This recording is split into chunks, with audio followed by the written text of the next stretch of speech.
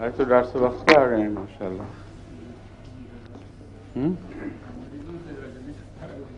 کیا اچھا یا ان کو چھٹکارا ہو گیا جلدی؟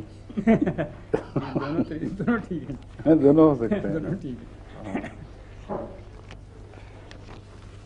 آج تو آپ فرنٹ بینچز بن گئے ہیں بیک بینچز کی بجائے. میں جانتا ہوں پہلے پیچھے بیٹھا کرتے تھے, آج آگے آگے بیٹھتے ہیں ماشاء اللہ. شروع ہو گیا ان کو سبق سمجھ آنے لگ گئے ہیں آپ کو؟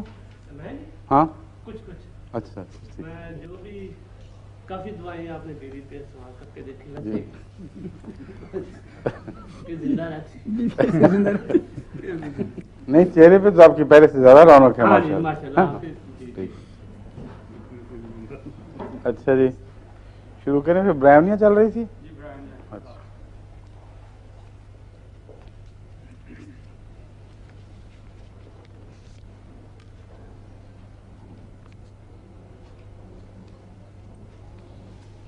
برہمنیہ کی سردت کی بات ہو گئی تھی. نہیں, برہمنیہ میں ایک چیز تو عموماً ملتی ہے کہ ہر تکلیف حرکت سے بڑھتی ہے, لیکن بعض دردیں جیسا کہ میں نے کہا تھا گوٹھی چیزیں جو یا رومیٹک دردیں وغیرہ, وہ جب گرم ہوتا ہے مریض اس وقت اس کو فائدہ پہنچتا ہے.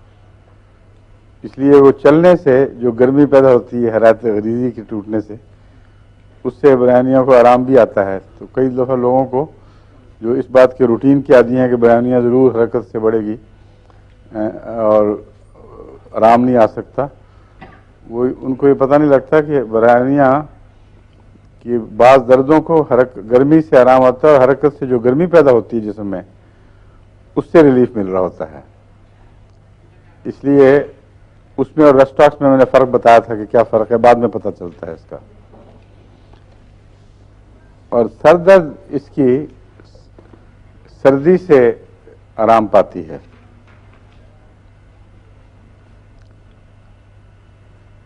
اس کو جتنا ٹھنڈا رکھا جائے اتنا اچھا ہے. اور بعض دفعہ کھانسی بھی بہت گہری ہوتی ہے اس کی, اور کوشش کر کے اندر سے گہری بلغم نکالنی پڑتی ہے. نہ وہ ایم سوری, یہ تو وہ کیس اس وقت بدل چکا ہوتا ہے کسی اور چیز میں, کالی کار وغیرہ میں, وہ بعد میں بتاؤں گا. کاسٹیکم میں بھی یہ علامت ہے, اس کا ذکر پھر بعد میں کروں گا میں. برہمنیہ میں کھانسی حرکت سے بڑھتی ہے, شور سے بڑھتی ہے, بیلاڈونا والی علامتیں دکھائی دیتی ہیں. لیکن ایک فرق ہے کہ بیلاڈونا میں جو سڈننس ہے وہ برہمنیہ میں نہیں ہے. اس میں بیلاڈونا والی علامتیں آہستہ آہستہ پیدا ہوتی ہیں, اور اس کے بعد پھر اتنی شدت پیدا ہو جاتی ہے کہ ہر قسم کی آواز سے تکلیف, ہر قسم کی حرکت سے تکلیف. اس لیے ایسا مریض وزٹرز کو اور طبیعت پوچھنے والوں کو بھی سخت ناپسند کرتا ہے, اور اتنا چڑھتا ہے پھر کہ بدتمیزی کی حد تک چڑھ جاتا ہے. اس ضمن میں کیمومیلا یاد آتا ہے انسان کو, اور کیمومیلا سے اس میں یہ بڑی مشابہت پائی جاتی ہے کہ غصہ, بے حد غصہ اور چڑچڑاہٹ. اور بھی بعض دعاؤں میں ہے, وہ میں بعد میں پھر الگ الگ ذکر کروں گا.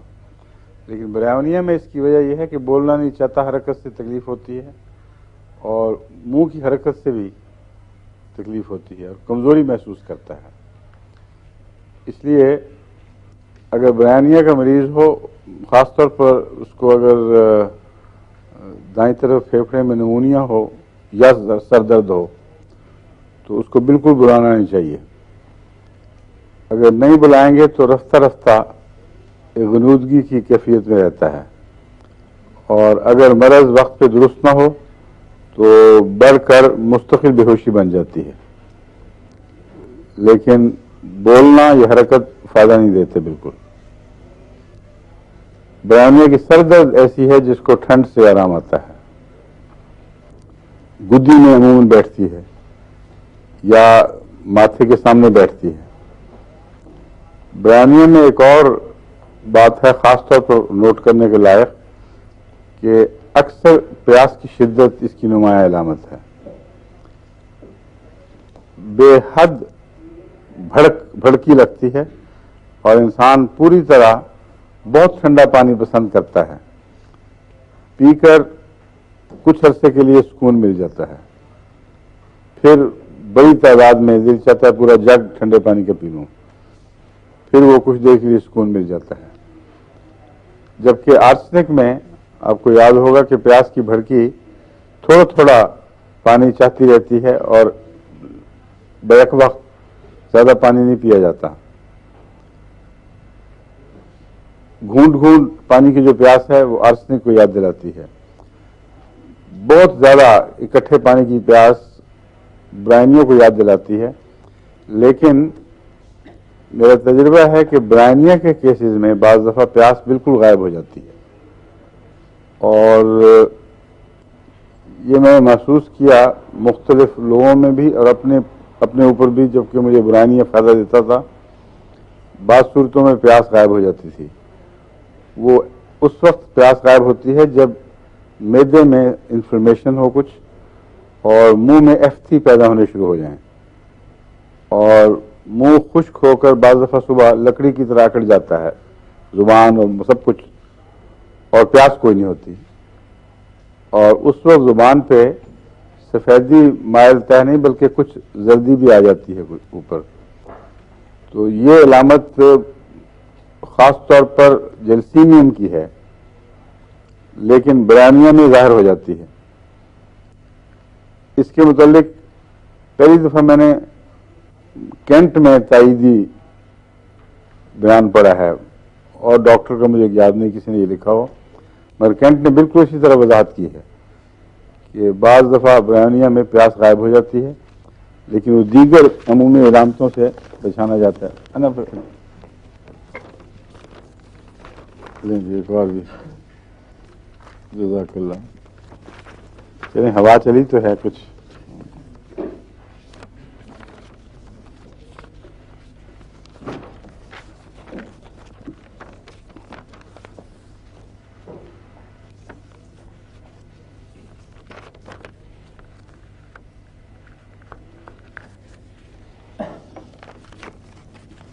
برائنیا میں بتایا نا چڑچڑا ہو جاتا ہے انسان،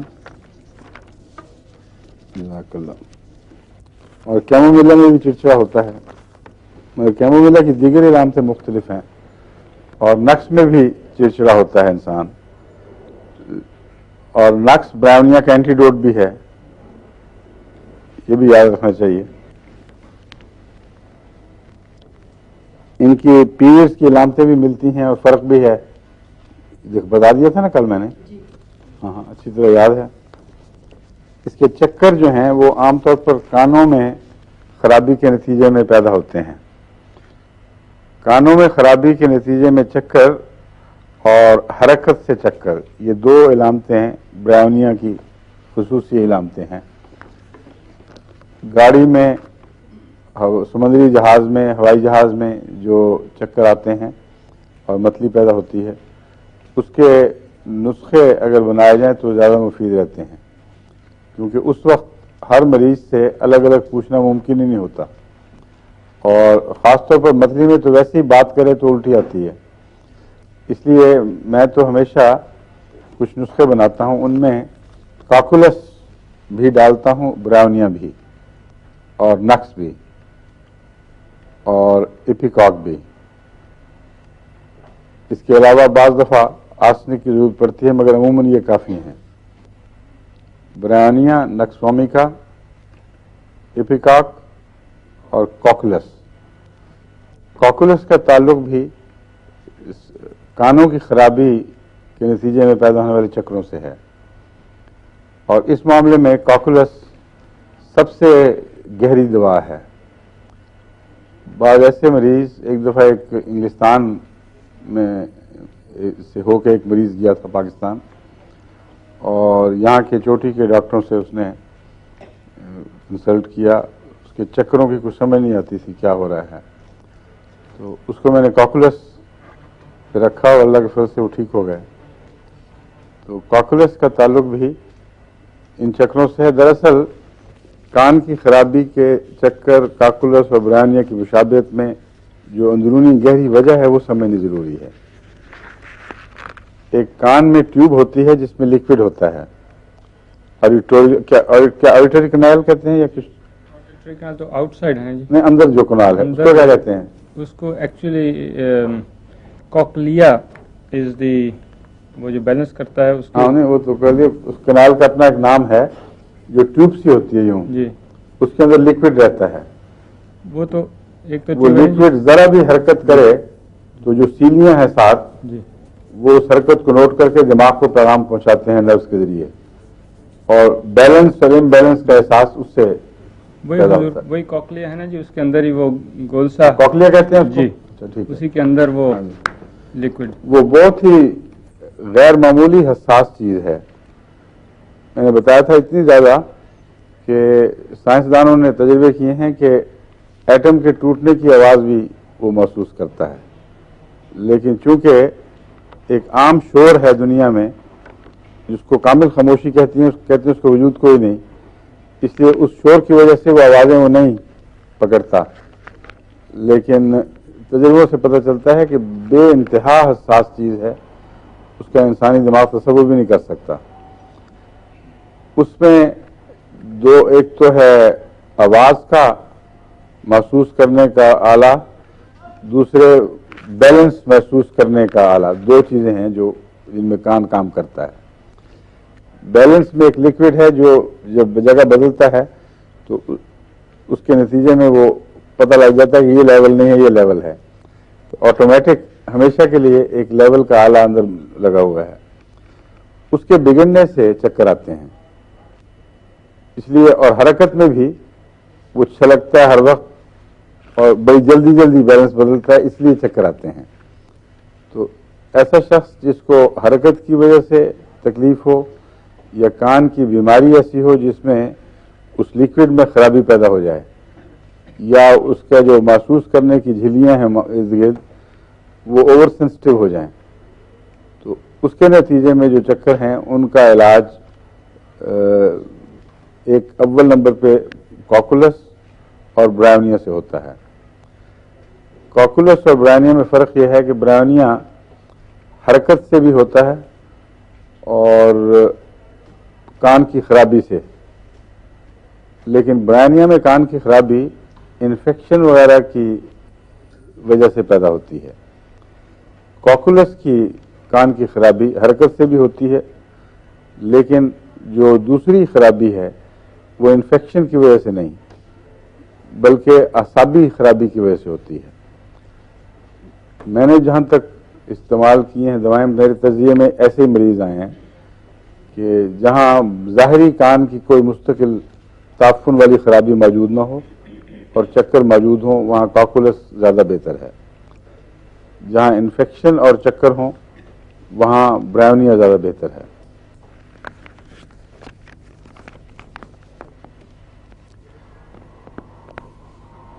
کالے موتیے پر بھی اس کا اثر ہے برائنیا کا. کالے موتیا کی دواؤں میں دو دوائیں ہیں، دونوں میں چکر نمایاں ہیں. ایک جلسیمیم، اس میں بھی چکر آتے ہیں، اور اعصاب کی دوا ہے.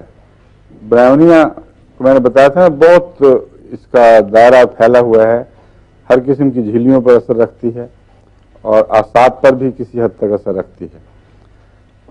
کالے موتیا کا تعلق زیادہ اعصاب سے ہے، اور اس میں جلسیمیم 200 اور اس کے ساتھ کیلکیریا فاس اور کالی فاس اگر دی جائیں تو بہت مفید ہیں. لیکن اگر پیاس نہ ہو، اور اگر پیاس ہو تو جلسیمیم کی بجائے برائنیا دی جائے. بعض دفعہ برائنیا دینے کے بعد کچھ عرصے بعد پیاس غائب ہو جاتی ہے تو پھر جلسیمیم دیا جا سکتا ہے، اور ان دونوں کو آپس میں ادلا بدلا بھی جا سکتا ہے. یہ سر درد کی بھی چوٹی کی دوائیں ہیں، لیکن جلسیمیم کی سر درد میں عموماً ٹھنڈی ہوا سے تکلیف بڑھتی ہے، اور برائیونیا کی سر درد میں ٹھنڈ سے آرام آتا ہے. لیکن جلسیمیم میں ضروری نہیں ہے کہ سردی یا گرمی کا اثر نمایاں ہو، کیونکہ جب یہ گہری اعصابی درد بن جائے تو اس پر سردی یا گرمی کا کوئی اثر نہیں پڑتا. اور جلسیمیم کی درد کو برائیونیا کی درد سے مختلف کرنے کا ایک تو نمایاں فرق یہ ہے کہ برائیونیا لازماً کسی ایک حصے میں بیٹھتی ہے، گدی کے اندر یا ماتھے پر یا آنکھوں میں، اور آنکھوں میں جب برائیونیا کی درد بیٹھتی ہے تو بہت شدید ہو جاتی ہے، اور شدید اس میں درد کی لہریں دوڑتی ہیں. اس کی وجہ یہ ہے کہ برائیونیا کی درد جب آنکھوں میں بیٹھتی ہے تو اس کا تعلق رومیٹزم، وجع مفاصل اور گاؤٹ وغیرہ سے ہے. کسی تیز دوا سے ڈاکٹر بعض دفعہ رومیٹک دردوں کو یا جو چھوٹے جوڑوں کی دردیں گاؤٹ کہلاتی ہیں ان کو ٹھیک کر دیں تو آنکھ پر حملہ ہو جاتا ہے. اور سر درد عمومی لیکن آنکھ میں بیٹھنے والی خصوصیت سے وہ مرکز بنا لیتی ہے آنکھ کو، وہاں بہت تیز درد کی لہریں دوڑتی ہیں. اور برائیونیا کی خصوصی علامت بھی پائی جاتی ہے کہ آنکھ میں ذرا سی بھی حرکت کریں تو یوں بعض دفعہ لگتا ہے کہ نشتر چبھو دیا کسی نے. جلسیمیم میں ایسی کوئی بات نہیں ہے. جلسیمیم میں درد عموماً سارے سر میں لیکن پیچھے کی طرف جا کر اعصاب میں گردن کے بازوؤں پر منتقل ہوتی ہے، اور اس پہلو سے کوئی مشکل نہیں ہے جلسیمیم کو برائیونیا سے الگ کرنا. جو درد مثلا برائیونیا میں بھی بعض دفعہ پیاس نہیں ہوتی، اس لیے آدمی کو شک پڑ سکتا ہے کہ کون سی درد ہے، کس کی درد ہے.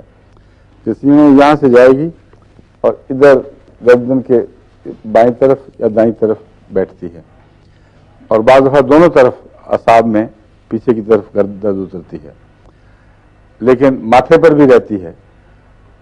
اور جلسیمیم کی درد کا عمومی تعلق بعض اوقات کی بے قاعدگی سے ہے.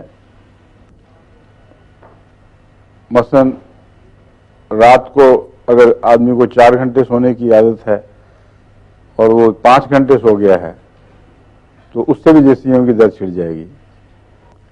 اگر زیادہ سونے کی عادت ہے اور کم سویا جائے اس سے بھی درد چھڑ جائے گی. ناشتہ ایک خاص وقت پہ خاص طریق کا کرنے کی عادت ہے، وہ وقت تبدیل ہو جائے یا اس کی شکل بدل جائے، مثلا چائے پینی ہے اس کی بجائے کچھ اور پی لیا جائے، تو جلسیمیم کی جو اعصابی تیزی ہے وہ اس کو محسوس کرتی ہے، اور اس کا رد عمل عموماً سر میں درد کی صورت میں ظاہر ہوتا ہے. برائیونیا کے ان باتوں سے کوئی تعلق نہیں. برائیونیا کی سر درد بالعموم یا تو رومیٹک طرز کی ہے یا پھر معدے کی خرابی کا اثر پڑتا ہے اس پر. اس کے علاوہ برائیونیا میں وہ سب دردیں ہیں جو بخاروں سے متعلق ہوتی ہیں. ملیریا کی دواؤں میں برائیونیا ایک اہم دوا ہے. ٹائیفائڈ میں بہت اہم کردار ادا کرتی ہے. اور ان دردوں میں جو جسم کے کسی حصے میں ہوں بخار کے نتیجے میں، انتڑیوں میں ہوں یا کسی جگہ ہوں، برائیونیا میں سر ضرور متاثر ہوتا ہے اور معروف ہونے محسوس ہوتا ہے. اس وقت اس کی درد کے ساتھ کچھ ہذیان بکنے کا رجحان بھی پایا جاتا ہے. مثلا برائیونیا کا مریض جب آنکھ کھولے گا تو یہ کہے گا مجھے گھر لے جاؤ. اگر بولے گا اول تو بولے گا نہیں، حالانکہ اپنے گھر لیٹا ہوتا ہے، تو اس قسم کی بعض اوٹ پٹانگ باتیں کرتا ہے. یہ ہذیان ٹائیفائڈ میں عموماً ملتا ہے، لیکن برائیونیا کا ہذیان کچھ درم ہے. اس میں اس قسم کی باتوں کے سوا عموماً ہذیان نہیں ملتا. کوئی بار بار بلائے تو غصے سے آدمی اس کو جھڑک دے اور پھر خاموش ہو جائے، از خود نہیں زیادہ بولتا. ہائرسیمس اور اسٹیمونیم یہ وہ دوائیں ہیں جن کا ہذیان وائلنٹ ہے، اور سلفر میں بھی ہذیان میں شدت پائی جاتی ہے، بیلاڈونا میں ہذیان میں وائلنس پائی جاتی ہے. کیوں جی کچھ گر گیا؟ اچھا جزاک اللہ. اور بخاروں کے ٹاکسنس کے نتیجے میں یہ ساری باتیں پیدا ہوتی ہیں، اور ان سب سے میں ہذیان کے ساتھ سر درد بھی شامل ہوتی ہے. تو اس وقت سر درد کی پہچان اگر ہو جائے تو دوا کی پہچان میں بھی آسانی ہو جاتی ہے، ورنہ ٹائیفائڈ کے جو فرق ہیں باریک وہ کرنے بڑے مشکل ہوتے ہیں. ہذیان کے فرق سے بھی آپ کسی حد تک اور سر درد کے مزاج سے کسی حد تک سمجھ سکتے ہیں. بیلاڈونا کی سر درد خواہ ٹائیفائڈ میں آئے کسی اور بیماری میں آئے، اچانک ہوگی، سر تمتما اٹھے گا، سارا چہرہ تمتما رہا ہوگا، اور اس میں کوئی ایسی کہ خواب خون کم بھی ہو، اس وقت مریض کا جو چہرہ ہے وہ خون سے بھرا ہوا ہوتا ہے، اور اس میں خوف نہیں ہوتا، مگر ہذیان میں وائلنس پائی جاتی ہے خوف کی بجائے. مارنا، قتل کرنا، غصے سے جس آدمی کسی کو ٹکڑے ٹکڑے کر دے، ایسی باتیں کرنا. اور اگر پورا پاگل پن بن جائے تو پھر ایسا مریض قابو کرنا سب سے زیادہ مشکل بن جاتا ہے. کمزور ہونے کے باوجود اس میں غیر معمولی طاقت آ جاتی ہے. یہ بیلاڈونا ہے. اور ہائرسیمس میں ہذیان جو ہے وہ گند بکنے کی طرف مائل ہوتا ہے، اور اتنی نمایاں علامت ہے یہ کہ بعض دفعہ ڈاکٹر بھی اس کمرے میں ٹھہر نہیں سکتا شرم کے مارے.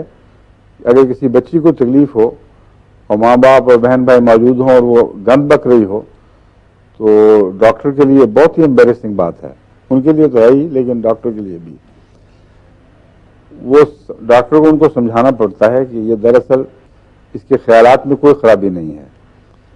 ہائرسیمس کی جو انفلیمیشن ہے یہ اعضائے تناسل میں ضرور پائی جاتی ہے ساتھ، اس لیے یہ کمبینیشنز مل کر ہذیان کی کیفیت پیدا کرتے ہیں. جس طرح کینتھرس میں اعضاء میں جو جس نسل کی افزائش کے اعضاء ہیں ان میں کینتھرس میں شدید تحریک پیدا ہو جاتی ہے، اور جلن اور بہت ہی خوفناک اذیتناک طور پر اس میں تحریک ہوتی ہے. وہ ایک بیماری کی علامت ہے، کوئی اور علامت نہیں ہے. مگر جو ہائرسیمس ہے اس کی جو تحریک ہے اس کا پیشاب وغیرہ سے تعلق نہیں ہے. یہ فرق ہے. کینتھرس میں اور بعض اور ایسی دوسری دواؤں میں جب تحریک پائی جاتی ہے تو وہ پیشاب وغیرہ کے اعضاء میں بھی پائی جاتی ہے، اور صرف اس کا جنسی اعضاء سے تعلق نہیں ہے. اور ہائرسیمس یہ تفریق کرتی ہے. اس کی علامتیں پیشاب میں ظاہر نہیں ہوتی، اور جنسی تحریک اس وقت ہوتی ہے جب دماغ میں بھی تیزی پیدا ہوئی ہو، اور اس وقت پھر وہ بغیر سوچے سمجھے ایک پاگل پن کے ہیولے سے دماغ کے سامنے آتے ہیں، وہ مریض بکنا شروع کر دیتا ہے. ایسے مریض کی ایک اور خاص پہچان یہ ہے کہ وہ چیزیں چنتا ہے چٹکیاں بھر بھر کے، کپڑوں کو چنتا ہے، بستر کی چادر کو چنے گا، اور یہ بے قراری اس کی انگلیوں سے بھی ظاہر ہو رہی ہوتی ہے. ہائرسیمس میں ایسی کوئی چیز برائمیوں میں نہیں پائی جاتی. تو اگر آپ ایک بیماری کا پورا نقشہ ذہن میں رکھ لیں تو اس کے سر درد، اس کی ہذیانی کیفیات، یہ ساری باتیں ایک نظر میں آپ کو بیماری کی مرض کی نشاندہی بھی کر دیں گی اور دوا کی بھی نشاندہی کر دیں گی. اب ٹائیفائڈ کا کیس جیسا کہ میں نے بیان کیا ہے، اس میں خطرہ یہ ہوتا ہے اگر آپ صحیح علاج نہ تجویز کر سکیں. ہومیوپیتھی میں یہ خطرہ ضرور ہے، اور پھر بیچ میں بدلنے کی کوشش کریں اور 2-3 دفعہ بدلیں تو مریض پھر ہومیوپیتھی قابو سے بالکل نکل جاتا ہے. پھر ٹائیفائڈ بالکل رسپونڈ نہیں کرتا. بلکہ ہوا فائدہ بھی ہاتھ سے جاتا رہتا ہے. اس لیے ٹائیفائڈ میں تشخیص کا صحیح ہونا اور بعین ہی نشانے پر بیٹھنا حد سے زیادہ ضروری ہے.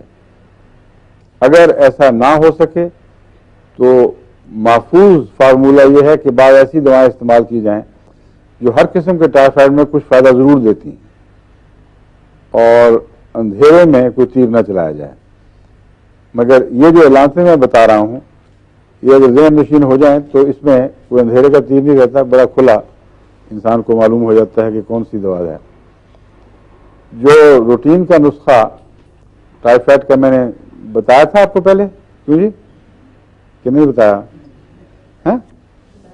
بتایا تھا، بھول گئے سب؟ کیوں جی کسی کو یاد ہے؟ یہ بہت ضروری ہے. بہت ٹائیفائڈ ہوتا ہے ہمارے ملکوں میں اور غریب ملکوں میں، اور افریقہ وغیرہ میں بھی ملیریا بگڑ کے ٹائیفائڈ بن جاتا ہے. ٹائیفائڈ اور ملیریا دونوں ایک دوسرے کے ساتھ مل بھی جاتے ہیں اور بہت شدید نقصان پہنچ جاتا ہے. ٹائیفائڈ کا جو روٹین کا نسخہ میں نے استعمال میں دیکھا ہے، اور الا ماشاء اللہ اس کے علاوہ ضرورت بھی خاص نہیں پڑی، خواہ جان کسی قسم کا ہو، وہ ہے فیرم فاس کالی فاس 6X. دونوں ملا کر بار بار دیے جائیں، اور لاجسٹک بمبارڈمنٹ جو ہے لانگ رینج ٹائیفائڈ کے اوپر بمبارڈمنٹ، وہ 200 میں پائروجنم اور ٹائیفائڈینم یہ ملا کر دی جائیں.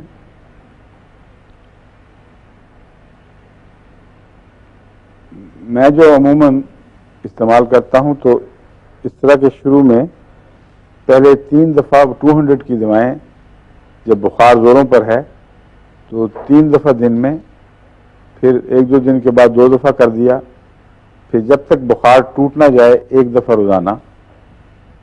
جب بخار ٹوٹ جائے تو پھر ہفتے میں 2-3 دفعہ، پھر رفتہ 1 دفعہ، لیکن کچھ عرصہ چلانا پڑتا ہے. اور فیرم فاس کالی فاس 6X بار بار 5-6 دفعہ دے دیں، کوئی نقصان نہیں. اس سے ہذیانی کیفیات اس لیے ٹھیک ہوتی ہیں کہ کالی فاس کا دماغ سے بڑا گہرا تعلق ہے، اور کالی فاس دماغ کے اعصاب کو یا جو نرو سیلز ہیں ان کو غیر معمولی طاقت بخشتا ہے. اس لیے معلوم یہ ہوتا ہے کہ ٹاکسین دماغ تک پہنچتی بھی ہو تو اثر کرنے سے کے قابل نہیں رہتی، دماغ کی دفاعی طاقتیں بہت بڑھ جاتی ہیں. تو اس لیے پرسکون رہتا ہے مریض. فیرم فاس بخار توڑنے کی چوٹی کی دواؤں میں سے ہے، عام انفیکشن کا مقابلہ کرنے کی. مگر اس میں اور چیزیں مکس کرنے کی کوشش نہ کریں. سلیشیا بجائے فائدے کے نقصان پہنچائے گی. کالی میور کی بھی کوئی ضرورت نہیں. یہ انفیکشن کی عام حالات میں اچھی دوائیں ہیں. یہ تو ہے عمومی، لیکن اگر ایک علامت پتلے نہایت بدبودار دستوں کی پائی جائے، بہت کھلے کھلے بشک نہ ہوں مگر نہایت خوفناک تعفن ہو، اور مریض کو ویسے کوئی تکلیف زیادہ نمایاں نظر نہ آئے، تو بیپتیشیا اس کی دوا ہے. 200 کا نسخہ اسی طرح رہے گا، لیکن بیپتیشیا دن میں 3-4 دفعہ دینے سے غیر معمولی اثر دکھاتی ہے. پھر اگر یہ علامت پائی جائے تو پھر فیرم فاس کالی فاس کی ضرورت نہیں ہے. بیپتیشیا کے اندر بھی ایسے گندے خوفناک مادے پیدا ہوتے ہیں کہ دماغ پر اثر انداز ہوتے ہیں، لیکن اس کا اثر ونودگی کی صورت میں ہوتا ہے زیادہ تر، یعنی دماغ معوف سا ہو جاتا ہے، اور اس کا جو درد کے احساس والے خلیے ہیں ان پر بھی غنودگی کا اثر ہے. اس لیے یہ بیماری بھی پیدا کر رہی ہے اور بیک وقت اس کے درد کے احساس کو مٹا کر اس کا کسی حد تک علاج بھی کرتی ہے. بس بیپتیشیا میں یہ خاص بات ہے کہ بیماری بہت بڑھ جاتی ہے، اور یہاں تک کہ تیزی سے مریض موت کی طرف بڑھتا ہے، لیکن دردوں کے احساس نہیں ہوتے. اور یہی علامتیں اس کے گلے کی خرابی کو دوسرے گلے کی خرابیوں سے الگ کرتی ہیں. ویپتیشیا میں نہایت گہری انفیکشن پائی جاتی ہے. گلینڈز اندر تک بعض دفعہ کھائے جاتے ہیں, سفید داغ پیدا ہو جاتے ہیں. ایفتھی منہ میں جس برائمیا میں نے بتایا ہے اس میں بھی پیدا ہوتے ہیں, لیکن درد کا احساس نہیں ہوتا. بس ایسی انفیکشن جس میں درد کا احساس نہ ہو اور عام تجربہ کہتا ہو کہ درد ہونی چاہیے, وہ ویپتیشیا کو یاد دلائے گی.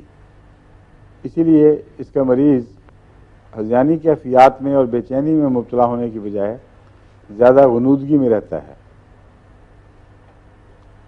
اس کی ٹاکسن میں کوئی ڈپریسنٹ ہے کوئی چیز, جو صاحب کے ڈرگز ہوتی ہیں نا جو درد دبانے والی, اس پہ تحقیق نہیں ہوئی ہمارے ہومیوپیتھک میں, مگر اگر تحقیق کی جائے تو اس کو ایکٹیو پرنسپل کو الگ کر کے معلوم کیا جا سکتا کہ کیا چیز ہے وہ. ویپتیشیا 30 میں استعمال کرتا ہوں اور اللہ کے فضل سے کسی اور پوٹینسی کی بھی ضرورت نہیں پڑی. برائیونیا میں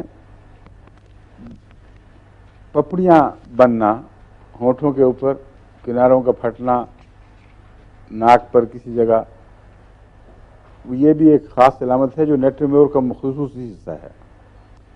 اور نیٹرمیور میں نے بتایا تھا کہ برائیونیا کا کرونک ہے, وہ بھی یاد رکھیں.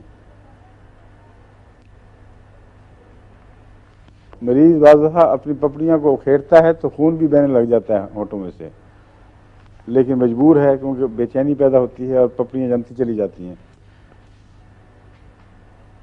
اس میں خشکی چونکہ بہت ہے برائیونیا میں, اس لیے برائیونیا کا مریض جب شفا پاتا ہے تو کھلے پسینے آتے ہیں, اور پسینہ رحمت ہے اس سے مریض کے لیے.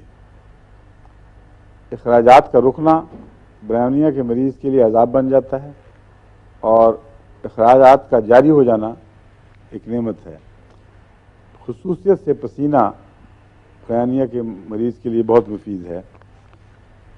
بلغم بھی خشک اور چمٹی ہوئی,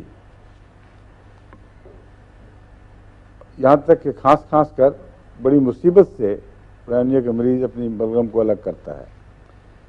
یہ چمٹ رہنے والی بلغم میں ہیپرسلف بھی ایک چوٹی کی دوا ہے, لیکن ہیپرسلف میں لوکلائزڈ وہ خارش اور لوکلائزڈ بلغم چمٹی ہوئی گلے کے اندر, اور عمومی بخار اور وائلنٹ تکلیفیں نہیں ہوتی.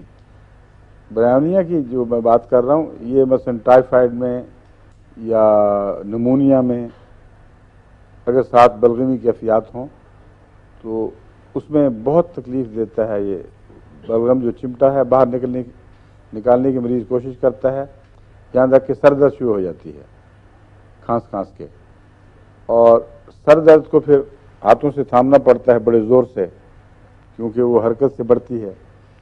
ایسا مریض اکثر کپڑے باندھتا ہے بڑے زور سے سر کے اوپر. بعض مریض جو کرونک ہیں نا کپڑے باندھے پھرتے ہیں, ان کو برائیونیا استعمال کر کے دیکھنی چاہیے.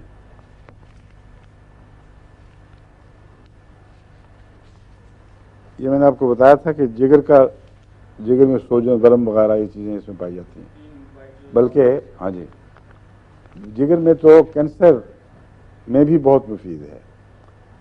جگر کی انفیکشنز, اب میں نے کہا تھا بہت کرونک جو لمبی مرضیں ہیں ان میں مفید بہت ہوتی ہے برائیونیا, لیکن شفا نہیں بخش سکتی. کینسر کو ایسی مرضوں میں شمار نہیں کرنا چاہیے کیونکہ یہ جب ظاہر ہو جائے تو پھر اس کی رفتار تیز ہے اور جلد ہلاکت کی طرف لے جاتا ہے. اس میں جگر کے کینسر میں برائیونیا مفید ہے, اور ہڈیوں کے کینسر میں فائدہ دیتا ہے, دوسری دواؤں کو کا مددگار بن جاتا ہے.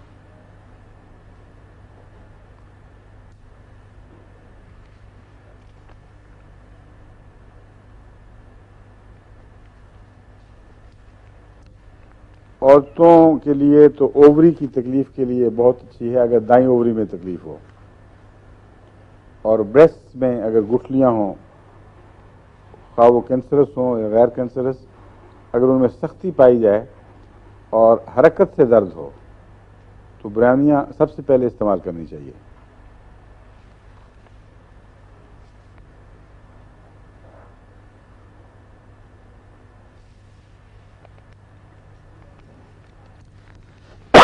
ایک اور اس میں برائیونیا میں یہ علامت ہے کہ اس کے جھٹکے دائیں طرف کے اعصاب کو لگتے ہیں.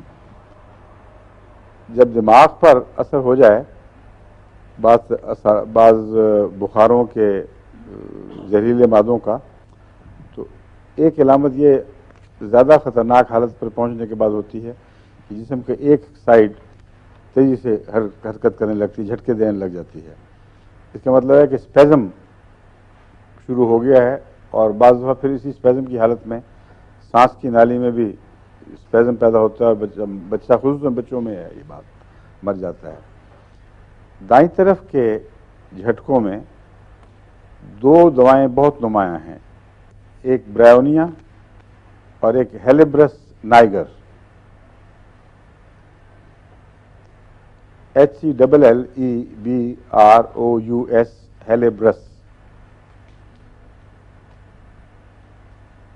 NIGER niger, full stop. یہ بریف ہے کسی چیز کا، ابریویشن ہے. تو ہیلیبرس نائگر یہ دائیں طرف کے جھٹکوں کو جو مسلسل لگتے چلے جاتے ہیں، عموماً اگر یہ باقی علامتیں نائگر ہیلیبرس کی موجود ہوں تو جلدی کنٹرول میں لے آتا ہے. برائیونیا کی باقی علامتیں آپ کے لیے سامنے ہیں، پہلے ہی معروف ہیں. اگر برائیونیا کی علامتیں موجود ہوں تو دائیں طرف کے جھٹکوں میں برائیونیا ہی دینی چاہیے. اس میں ایک اور بات یہ ہے کہ ایک طرف کے جھٹکوں میں خواہ دائیں طرف کے ہوں یا بائیں طرف کے ہوں، ایک اور بھی دوا ہے جو میں نے آپ کو بتائی تھی، کسی کو یاد ہے؟ اور اس کی خاص علامت بھی تھی. کیوں جی؟ خاتون میں سے کون جینیس ہے جو بتائے گی؟ یہ پیر صاحب اگر نوٹ دیکھے بغیر نہیں بتا سکتے.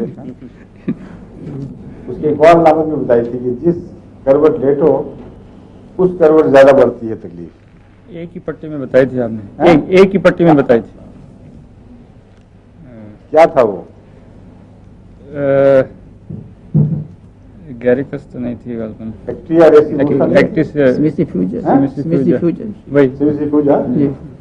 مجھے تو یہی یاد ہے ایکٹیا ریسیموسا تھی، لیکن اگر اس میں بھول گیا ہوں تو چیک کر لیں، پھر آئندہ بتا دینا.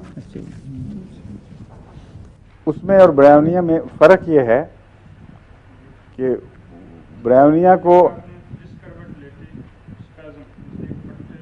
ہاں ایکٹیا میں ہے نا، ہاں وہی ہے، ٹھیک ہے. ایکٹیا ریسیموسا یا سیمیسیفوجا میں یہ خصوصی علامت پائی جاتی ہے. برائیونیا سے فرق اتنا آسان ہے کہ برائیونیا میں جس کروٹ لیٹو آرام آتا ہے، جس کروٹ تکلیف ہو، جس طرف تکلیف ہو اس کروٹ لیٹو تو آرام آتا ہے. ہاں، دبانے سے نہیں، دبنے سے نہیں. میں یہ بتانے لگا ہوں کہ ابھی نتیجہ نہ نکالیں خود. برائیونیا حرکت سے تکلیف بڑھنے کی دوا ہے، اور جب وہ دبا دیتی ہے کسی جگہ کو تو وہاں کے جو پٹھے پھڑک رہے ہیں ان کی حرکت میں کمی آ جاتی ہے دبنے کی وجہ سے. اس کے نتیجے میں برائیونیا میں کا جو طبی رجحان ہے وہ ہے کہ آرام آنا شروع ہو جاتا ہے. جو آرام آتا ہے وہ پٹھے اور کم پھڑکیں گے اور اس طرف لیٹنے سے فرق پڑ جائے گا. اسی لیے برائیونیا کے مریض جس کو دائیں طرف کا پھیپھڑے کا نمونیا ہو وہ عموماً دائیں طرف لیٹا دکھائی دے گا، کیونکہ سانس کی جو حرکت ہے اونچ نیچ کی یہ وہاں کم ہو جاتی ہے.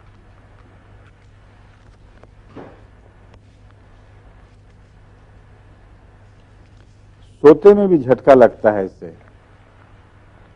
بعض سوتے سوتے مریض کو جھٹکے لگتے ہیں. یہ کئی مریضوں میں یہ پائی جاتی ہے علامت، اور بہت تنگ کرنے والی ہے. ساری رات نیند خراب ہو جاتی ہے. 2-3 قسم کے جھٹکے ہیں. ایک تو ہے کہ مریض سو جاتا ہے اور سوتے میں جھٹکے لگتے ہیں، اور رات کو جھٹکے لگتے ہیں، بعض دفعہ آنکھ کھل جاتی ہے، پھر سو جاتا ہے، پھر جھٹکے لگتے ہیں۔ اس میں برائیونیا بھی بہت اچھی دوا ہے، اور بھی کئی دوائیں ہیں، لیکن ایک دوا ہے جو آنکھ لگتے ہی جھٹکا لگتا ہے، وہ سب سے زیادہ اعصاب شکن چیز ہے۔ وہ دوا اس بیماری اعصاب شکن ہے، دوا ٹھیک ہے، اس کا نام ہے گرائنڈیلیا۔ گرائنڈیلیا چھوٹی طاقت میں دی جائے تو بہت فائدہ دیتی ہے،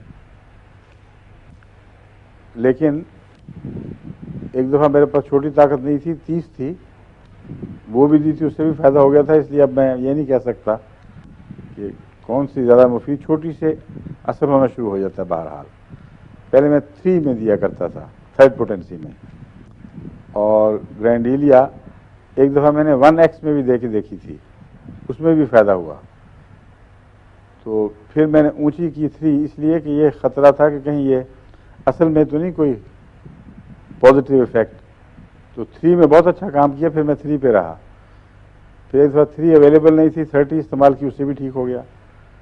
تو وہ مریض جن کو یہ بیماری ہو، بعض دفعہ وہ چند دن نہ سونے کی وجہ سے پاگل پن کی کیفیت ہو جاتی ہے، نیند آتی ضرور ہے اور بڑھتی جاتی ہے شدت میں، اور ادھر نیند میں ڈوبا، ادھر جھٹکے سے دھکا دے کے باہر آ گیا۔ اس میں گرائنڈیلیا چوٹی کی دوا ہے۔ برائیونیا میں یہ علامت نہیں ہے، برائیونیا میں ہے سوتے میں، سوئی ہوئی حالت میں جھٹکے لگنا۔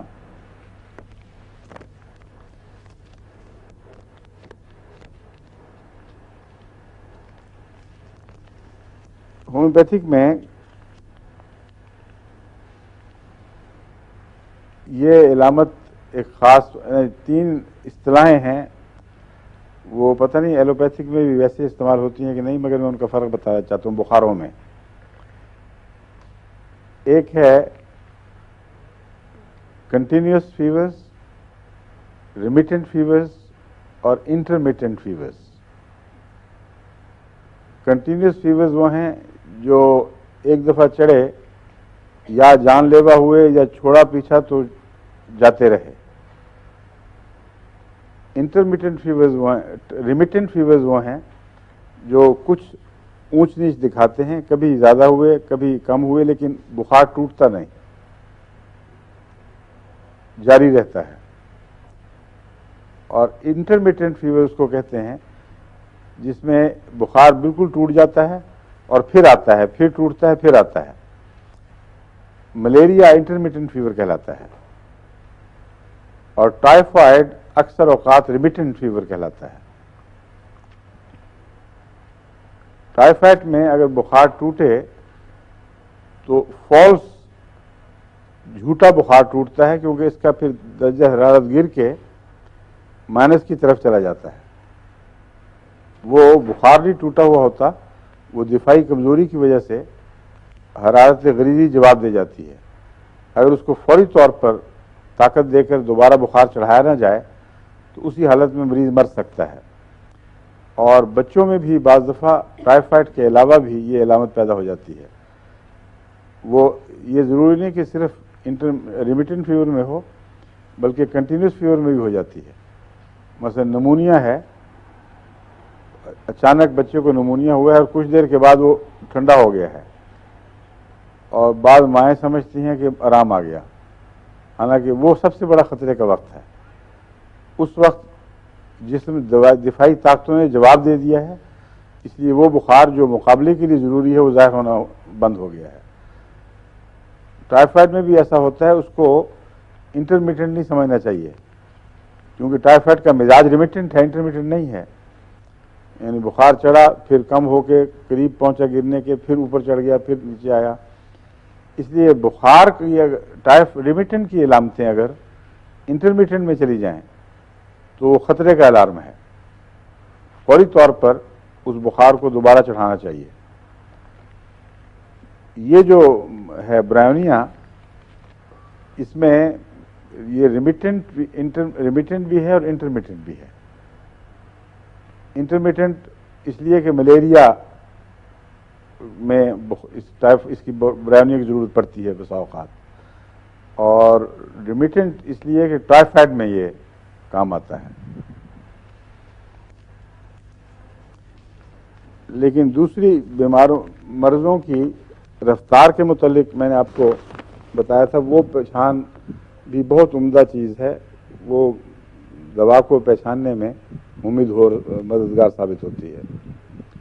بعض امراض تیزی سے آتی ہیں اور تیزی سے چلی جاتی ہیں یا مار جائیں گی آدمی کو، بعض آہستہ آہستہ بڑھتی ہیں اور بڑھتے بڑھتے ایسی مزمن شکل اختیار کر جاتی ہیں کہ بعض دفعہ 10-20 سال مریض جیے گا، انہی مرضوں کے ساتھ جیے گا. وہ میں کہہ رہا تھا کہ ایسی مزمن علامتیں ہیں جن کو برائیونیا کیور نہیں کرتا بلکہ وقتی فائدے پہنچا دیتا ہے، نرمی پیدا کر دیتا ہے. دمہ، ذیابیطس، یہ ساری وہ بیماریاں ہیں جن کو میں حقیقی مزمن سمجھتا ہوں. کچھ بیچ کی ہیں جن میں برائیونیا کا تعلق ہے. اس پہلو سے برائیونیا آہستہ آہستہ بیماریاں پیدا کرتا ہے اور پھر وہ بیماریاں بڑھ کر اپنی مستقل جگہ بناتی ہوئی نظر آ رہی ہیں. گلینڈز اس کے خراب ہونے شروع ہو جائیں گے تو بڑھتے رہیں گے. اس پہلو سے کاسٹیکم سے یہ ملتا ہے. کاسٹیکم میں بھی رفتار آہستہ ہے لیکن مسلسل خرابی کی طرف مائل، اور رفتہ رفتہ وہ جو جن جگہوں میں جن اعضاء میں یہ بیماریاں اثر دکھا جائیں وہ پھر ان میں بنیادی تبدیلیاں ہونی شروع ہو جاتی ہیں. وہ تبدیلیاں جسم کے فائبر میں پیدا ہوتی ہیں اور گلینڈز میں پیدا ہوتی ہیں. گلینڈز انڈیوریٹ ہو جاتے ہیں، یعنی ان کے اندر مادے بیٹھ بیٹھ کر وہ وقتی طور پر پھولتے نہیں ہیں جو پھر ٹھیک ہوئے تو ہٹ گئے واپس اپنے اصل سائز پہ آ گئے. وہ مستقل بڑے ہونے شروع ہو جاتے ہیں اور گٹھلیاں بن جاتے ہیں. ایسا ہی برائیونیا میں پائی جاتی ہے بات کہ اس کے جو اعصابی تکلیفیں وغیرہ اگر ٹھیک نہ ہوں تو مستقل طور پر متورم ہو کر پھر وہ جیسا فاسلائز چیز ہو جاتی ہے اس طرح اس کے اندر مادے بیٹھ بیٹھ کے ان کو اعضاء کو تکلیف بھی پہنچاتے ہیں اور مستقل طور پر ان کے اندر حیاتی تبدیلیاں پیدا کر دیتے ہیں. برائیونیا کو آرنیکا کے حوالے سے بھی خاص طور پر یاد رکھنا چاہیے. آرنیکا چوٹوں کی دوا ہے، میں نے آپ کو بتایا تھا، اور خون جسم میں جمتا ہے اس کو یہ آرنیکا فوراً دور کرتا ہے. اگر کرونک ہو جائے آرنیکا کی تکلیف، مثلا گھٹنے میں چوٹ لگی تھی کبھی، گھٹنے کی چوٹ جو ہے اس کی یادداشت بڑی پکی ہے، بعض دفعہ 50 سال کے بعد واپس آ جاتی ہے. اور فٹ بالر کو جو کھیل کا مزہ بڑھاپے میں پتہ لگتا ہے کیا ہوتا ہے، جوانی میں نہیں پتہ چلتا، کیونکہ گھٹنے کی چوٹ کینہ ور ہے جو ایک دفعہ غصہ اپنا دبا کے بیٹھ جاتی ہے، جوانی میں تو نہیں نظر آتی، بڑھاپا ہو تو ابھر آتی ہے. ایسی صورت میں آرنیکا کام نہیں کر سکتا، اور عام طور پر ڈاکٹر کہتے ہیں کہ آرنیکا نہیں دیا جائے گا کیونکہ وہ آرنیکا کا وقت گزر چکا ہے. لیکن میرا تجربہ ہے کہ اگر برائیونیا کے ساتھ عدل بدل کر دیا جائے یا بعض دفعہ ملا کر دیا جائے تو برائیونیا بہت بہتر کام کرتی ہے بجائے اس کے کہ اکیلی دی جائے. بس بعض گھٹنوں کی پرانی دردوں میں جو چوٹ کے نتیجے میں پیدا ہوئیں اور بڑی عمر میں ابھریں، آرنیکا 1000 ایک ہفتہ، برائیونیا 1000 دوسرے ہفتہ، اس طرح دلوایا تو اللہ ماشاء اللہ اکثر مریضوں میں بہت نمایاں فائدہ پہنچا ہے. لیکن اس سلسلے میں ایک بات خاص طور پر پیش نظر رکھنی چاہیے کہ اگر ہڈیوں میں حیاتی تبدیلیاں پیدا ہو چکی ہوں، ہڈیاں کھائی گئی ہوں یا ان کے بعض حصے آگے بڑھ کر نوکیں بنا چکے ہوں، تو اس کا علاج نہ آرنیکا سے ہوگا نہ برائیونیا سے ہوگا. یہ سرجری کا دائرہ ہے اور جو میڈیسن کا دائرہ ہے وہ سرجری کے دائرے پہ آ کر ختم ہو جاتا ہے، الا ماشاء اللہ، سوائے اس کے کہ بعض ایسی امراض ہیں جن کو ایلوپیتھ سرجری کے دائرے میں شمار کرتے ہیں کیونکہ ان کے پاس اس کی دوا نہیں ہوتی، لیکن ہومیوپیتھ اس کو میڈیسن کے دائرے میں، طب کے دائرے میں شمار کرتے ہیں کیونکہ وہ امراض ہومیوپیتھک اثر سے ٹھیک ہو جاتی ہیں، مثلا یوٹرس کی گٹلیاں ہیں اور ایسی کئی چیزیں ہیں۔ تو بارہا میرے تجربے میں آیا ہے کہ ان کو اللہ تعالیٰ کے فضل کے ساتھ بجائے اس کے کہ سرجری کے ذریعے ریموو کیا جائے ہومیوپیتھک سے ٹھیک ہو گئیں۔ جگر کے کینسر میں بعض دفعہ ڈاکٹر اصرار کرتے ہیں کہ ضرور آپریشن کرنا چاہیے، اس کا اور کوئی علاج نہیں، مگر اگر ہومیوپیتھک علاج کیا جائے تو جگر نارمل سائز پہ بھی آ جاتا ہے اور وہ سرجری کا کیس نہیں رہتا۔ مگر جس زمین میں اب میں بات کر رہا ہوں وہ گھٹنے کی ہڈیوں کی شکلیں بگڑنا ہے، یہ بعض دفعہ انگلیوں یا کلائی کی ہڈیوں میں بھی یہ بات پیدا ہو جاتی ہے، اس کا میرے علم میں کوئی ہومیوپیتھک علاج نہیں ہے، اگر کسی ہومیوپیتھک علم میں ہو تو مجھے بھی بتائے۔ ایسے مریض کو ضرور سرجری کا مشورہ دینا چاہیے، اور آج کل تو مصنوعی گھٹنے آسانی سے مل جاتے ہیں۔ ہماری خدیجہ نذیر صاحبہ، ڈاکٹر نذیر صاحب مرحوم کی بیگم، وہ کافی معمر ہے، میرا خیال ہے ان کی عمر 70 سے تو اوپر یقیناً ہوگی۔ ان کو یہ تکلیف تھی، میں علاج کرتا رہا، کچھ فائدہ پہنچتا تھا، کہتی تھی ہاں بس چلنے پھرنے کے قابل ہو گئی، مگر بات بنتی نہیں تھی۔ تو ان سے میں نے کہا آپ بے شک آپریشن کروائیں اور جوڑ بدلوائیں۔ انہوں نے جوڑ بدلوایا، وہ اب کو دوڑی پھرتی ہیں ہر طرف، ساری صحت پہ اثر پڑتا ہے گھٹنوں سے۔ تو گھٹنے کے معاملے میں ہومیوپیتھ کو ضد نہیں کرنی چاہیے کہ جی ٹھیک ہو جائے گا آپ انتظار کریں، گھٹنا بڑا ضدی ہے اور جن مرضوں کو ایسا بٹھا لے اس کو آسانی سے چھوڑتا نہیں۔ تو وہ گھٹنے جن میں پرانی چوٹیں جاگی ہوں لیکن ہڈیوں میں بگاڑ پیدا نہ کر سکیں، ان میں آرنی کا 1000 اور برانیہ 1000 باری باری مفید ہوتی ہیں۔ ہڈیوں میں جو ایک اور قسم کی تبدیلی ہوتی ہے وہ ہے ہڈیاں بھرنی شروع ہو جاتی ہیں۔ ایک ہے اس میں پروٹروٹ کرتے ہیں ہڈیوں کے بعض ٹکڑے، وہ سخت سخت گولے یا انگلیاں جیسی بن کے باہر، وہ اور بیماری ہے۔ ایک ہے ہڈی کا جو نظام ہے وہ اندر سے کھایا جاتا ہے اور ریڑھ کی ہڈی میں اور اس طرح بیماریاں پیدا ہو جاتی ہیں۔ ان میں جو اچھا اثر کرنے والی دوائیں ہیں ان میں اکیلی برائیونیا کافی نہیں ہے، مگر فاسفورس ان میں گہرا اثر رکھتی ہے۔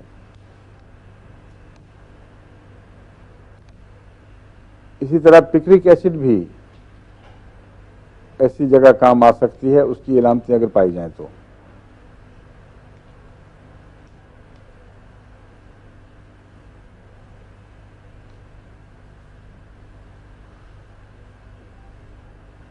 گلینڈز میں برائیونیا کو فائٹولاکا سے مقابلہ کر کے دیکھنا چاہیے۔ فائٹولاکا میں بھی انڈیوریشنز ہیں، یعنی گلینڈز کے اندر مرض بیٹھ جائے اور وہ پھول جائے، اور برائیونیا میں بھی ہیں۔ جن گلینڈز کو برائیونیا ٹھیک نہیں کر سکتا ان میں اس کے بعد اگر فائٹولاکا دیا جائے تو وہ بہت مفید ثابت ہوتا ہے۔ اس لیے جب آپ انڈیوریشنز کی بات کرتے ہیں تو گلینڈز کے نقطہ نظر سے پہلے تو عام علاج جو روزمرہ کا انفلیشن کا ہے وہ ہونا چاہیے، انفلیمیشن کا۔ اس میں نے بتایا تھا کہ روزمرہ کی دوا میں نے بتایا تھا یا نہیں بتایا، کالی میور ہے، سلیشیا ہے، فیرم فاس ہے، یہ 3 دوائیں، اور کلکیریا فاس یا کلکیریا فلور، یہ 6X میں اگر بار بار دی جائیں تو گلے کی انفیکشن کے بخار اور دوسرے چھوٹے موٹے زخموں کی انفیکشن کے بخار خدا کے فضل سے بہت جلدی ٹھیک ہوتے ہیں۔ لیکن دوسری انفیکشن جو ہے جسم کے دوسرے حصوں میں وہ اتنی ضدی نہیں ہوتی جتنی گلے کی انفیکشن ضدی ہوتی ہے. اس کی وجہ یہ ہے کہ اس کی انفیکشن گلینڈز کے ایسے حصوں میں بیٹھتی ہے جہاں خون کا دوران پورا نہیں ہوتا. اس لیے جسم کے جو دفاعی حصے ہیں مادے وہ وہاں تک پورے پہنچ نہیں سکتے. بعض دفعہ جو تھروٹ پینٹ اسی لیے کرنا پڑتا ہے کہ گلینڈ جو گلے کا ہے اس کے باہر کی طرف جو جھلی ہے وہاں جراثیم بیٹھے ہوتے ہیں اور خواہ کتنا سرخ ہو جائے وہ خون اتنا نہیں وہاں پہنچتا کہ کھل کے مقابلہ کر سکے. اس لیے اس کو تھروٹ پینٹ کے ذریعے ٹھیک کرنے کی کوشش کرے باہر سے بیرونی طور پر. لیکن کوئی بھی وجہ ہو گلے کے بخار ضدی ہیں ان میں اگر 2 دن کے اندر اندر یہ دوائیں فائدہ نہ دیں تو ایک علامت ایسی ہے جس کو دیکھنا چاہیے اگر وہ آپ کے لیے رہنما بن سکتی ہے. گلے کے بخار ہر روز بڑھتے ہیں اور رات کے آخری حصے میں سب سے زیادہ شدت دکھاتے ہیں. 1 بجے کے بعد بہت زیادہ تیزی دکھاتے ہیں اور ریمیٹنٹ فیورز ہیں. یہ اترتے نہیں مگر صبح کے وقت اس تیزی کے مقابلے پر بچہ اپنے آپ کو بہت بہتر محسوس کر رہا ہوتا ہے اس لیے دوڑنے پھرنے لگ جاتا ہے. اور بعض دفعہ وہ چیزیں جو اس کو اور مضر ہیں وہ بھی مانگتا ہے. ماں خوشی سے دے دیتی ہے کہ ٹھیک ہے بیچارہ کوکو کولا پیتے پینے دو اس کو برف کھاتا کھانے دو ٹھیک ہو گیا ہے بخار اتر گیا ہے. اور شام تک پھر چلنا شروع ہو جاتا ہے اور پہلے سے زیادہ انتقام کے ساتھ بخار آتا ہے. اور دوسرے دن پھر رات رو پیٹ کے ماں توبہ کرتی ہے آئندہ میری توبہ. صبح پھر وہ اچھا دکھائی دیتا ہے چلو کھیلو ٹھیک ہے اب تو ٹوٹ گیا. رات پھر آ جاتا ہے اور اگر 3-4 دفعہ اس طرح ہو جائے تو جان لیوا ثابت ہوتا ہے. اس لیے گلے کے بخار کو معمولی نہیں سمجھنا چاہیے مگر ڈاکٹر اس پر اینٹی بایوٹکس فوراً دیتے ہیں. اینٹی بایوٹکس سے بخار اتر تو جاتا ہے جان بچتی ہے لیکن 2 باتیں پیدا ہوتی ہیں. ایک تو یہ کہ اگلی دفعہ ایسے بچے کو جلدی بخار ہوگا اور بعض دفعہ تو ایک اینٹی بایوٹک کا اثر ہٹا پھر اگلا بخار ہو گیا پھر وہ ہٹا پھر اس سے اگلا بخار پھر اور زیادہ بڑی طاقت میں اینٹی بایوٹک. تو ایسے بچے کے مریض ایسے بچے کا جگر بالکل رہ جاتا ہے بھوک ختم ہو جاتی ہے وہ ویسے ہڈیوں کا ڈھانچہ بن جاتا ہے چڑچڑا سوکھا ساڑا بچہ اور گلے پھولنے شروع ہو جاتے ہیں. اینٹی بایوٹک کے باوجود انڈیوریشن نہیں جاتی. بخار جس حالت میں ہٹا ہے گلینڈ کو وہیں پھولا ہوا چھوڑ جاتا ہے اور جب اگلا بخار آیا اس نے تھوڑا سا اور پھلا دیا. ایسے بچوں کے گلے کی گٹھلیاں باہر بھی محسوس ہونے لگتی ہیں. اس لیے اینٹی بایوٹک سے بچانے کی کوشش کرنی چاہیے. جو نسخہ میں نے دیا ہے اس نسخے میں اگر اکیلے طاقت نہ ہو تو اس کے ساتھ سلفر اور پائروجینم ملا دیں 200 میں. وہ بتاتا ہوں ابھی میں دوبارہ شروع سے لکھا دیتا ہوں. سلفر 200 پائروجینم 200 یہ عمومی انفیکشن کے مقابلے کے لیے چوٹی کی دوا ہے بہت گہرا اثر رکھنے والی ہر قسم کی انفیکشن سے تعلق رکھنے والی. پائروجینم کا تو ٹائیفائڈ سے بھی ہے مگر سلفر کی بجائے ٹائیفائڈ کی صورت میں ہم ٹائیفائڈینم دیتے ہیں سلفر کی بجائے.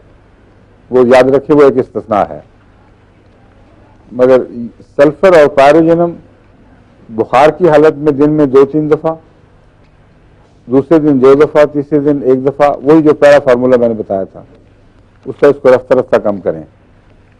لیکن فیرم فاس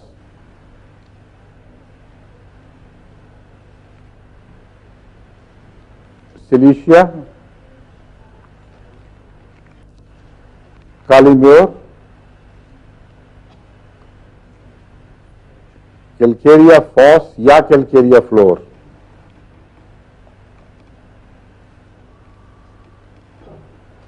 کیلکیریا فلور عموماً زیادہ کرونک موقعوں پر جب انڈیوریشن زیادہ ہو جائے اس وقت کام آتی ہے کیونکہ یہ سخت गुठलियों को घोलने के लिए अच्छी दवा है, मगर रोजमर्रा के लिए कैलकेरिया फॉस काफी है और यही रखनी चाहिए।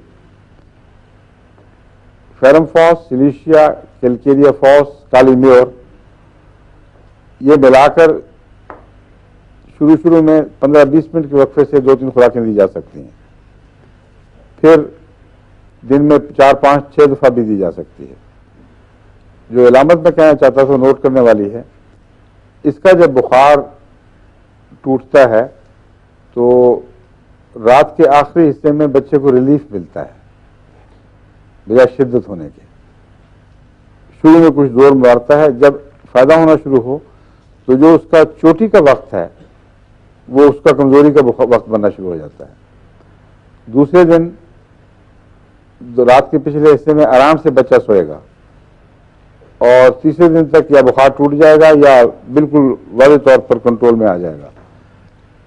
वक्त होने वाला है ना, आप बेचैन हो रहे हैं कुछ। ये जब आर्सेनिक का केस बन जाए मुझे समझ आ जाती है कि वक्त हो गया है।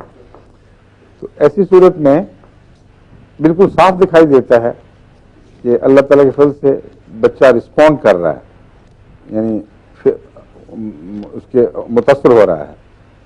अगर ये दवाई आप दे रहे हैं और रात के आखिरी वक्त की तेजी उसी तरह है तो खतरा है, या दवा बदलें और कोई और इलाज करें। ऐसी सूरत में अगर दर्द ज्यादा ना हो गले में, यानी बच्चा इस उम्र में हो बता सकता हो, और बदबू ज्यादा हो मुंह से, अफूनत बैक्टीरिया की इलामत है। बैक्टीरिया जहां भी पाई जाएगी अफूनत होगी, और बेचैनी या गुस्से की बजाय गनूदगी का मैलान ज्यादा हो तो ऐसे बच्चे को बैक्टीरिया एंटीबायोटिक से बचा सकती है अल्लाह ताला के फजल के साथ। तो इसलिए याद रखें, 30 में वो 6X में थी। इन दवाओं के अंदर खुदा के फजल से जो मरीज मेरे पास आते हैं अक्सर ठीक ही हो जाते हैं। शाज़ के तौर पर कोई ऐसा हो शायद जो ना हुआ हो, इसलिए किसी बच्चे को एंटीबायोटिक की जरूरत नहीं रहती। मगर ब्रायोनिया इसमें काम नहीं आता। ऐसे इन्फेक्शन में जो वक्ती बुखार और ये हैं, अगर आता होगा तो मेरे इल्म में नहीं, अगर किसी के इल्म में हो तो मुझे लिख दे, मैं पता करूंगा किन हालात में काम आता है। अब इजाजत, अच्छा आप सवाल करें, आप फरमाएं, वक्त खत्म हो रहा है, जल्दी से सवाल करें। हुजूर, कल आपने नक्स वोमिका और ब्रायोनिया का जो पीरियड्स का बताया था, जी। तो एक खातून का फोन आया था, वो कह रही थी कि मेरी बेटी 18-19 साल की है जी। और उसको शुरू में बहुत लेट आते थे पीरियड्स। जी। लेट होते होते अब फिर ये हुआ कि पहले 1 महीना मिस होना शुरू हुआ। उसको नेट में बोल दें 200 में। ना वो ब्रायोनिया का केस है ना नक्स वोमिका का। अच्छा जी। वो अलग अलग इलामतें थी, ये इनमें से वो इलामत नहीं पाई जाती इसमें। और कोई बात फरमाइए। मेरी वाइफ का उसमें घुटनों की तकलीफ है, जब वो चलती है तो आवाज आता है उसके घुटनों में।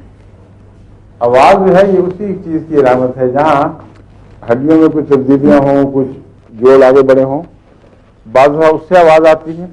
बाज़ दफा इर्द गिर्द के मसल्स में कमजोरी के नतीजे में वो जोड़ ठीक तरह काबू में नहीं रहता। इसलिए पहले आर्निका और ब्रायोनिया इस्तेमाल करें। अगर इसने काम दिखाया तो इंशाल्लाह ठीक हो जाएगा।